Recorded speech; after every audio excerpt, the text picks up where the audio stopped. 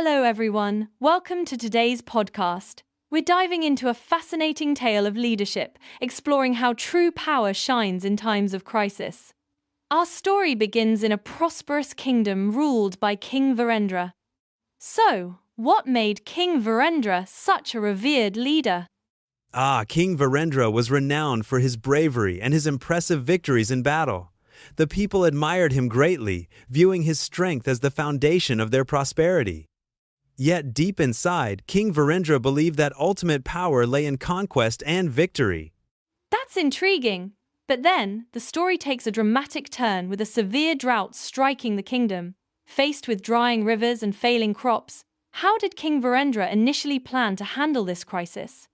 Faced with the dire situation, his instinct was to resort to aggression, planning to attack a neighboring kingdom for resources.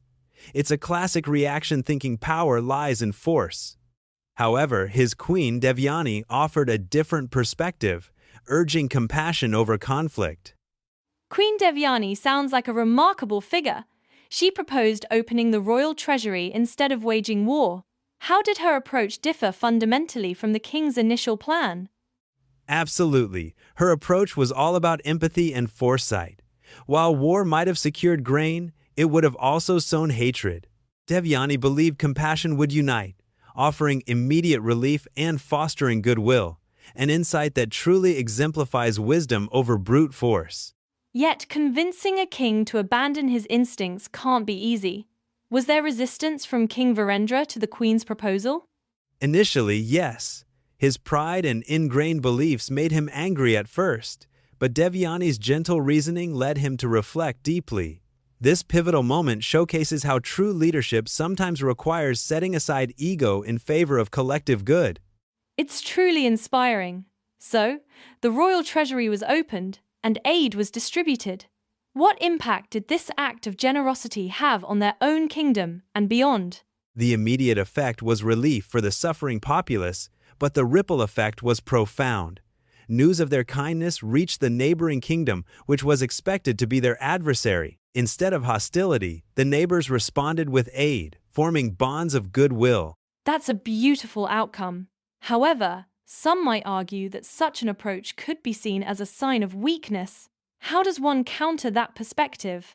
Great point. While some see kindness as a vulnerability, this scenario shows it can be a strategic strength. In fact, a study by the Journal of Peace Research highlights that cooperative gestures often lead to more stable and long-lasting peace than aggressive actions. As the story concludes, King Virendra learns a valuable lesson. How did this experience transform his reign and the kingdom's future? This experience profoundly changed him. Realizing that true victory stems from kindness, he began ruling with humility and compassion.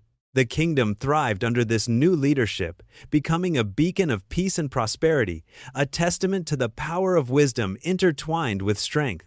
It's a story packed with lessons. Strength and wisdom must go hand in hand, and kindness often triumphs where pride falls short.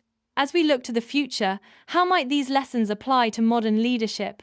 In today's interconnected world, leaders who prioritize empathy alongside decisiveness foster environments where collaboration thrives.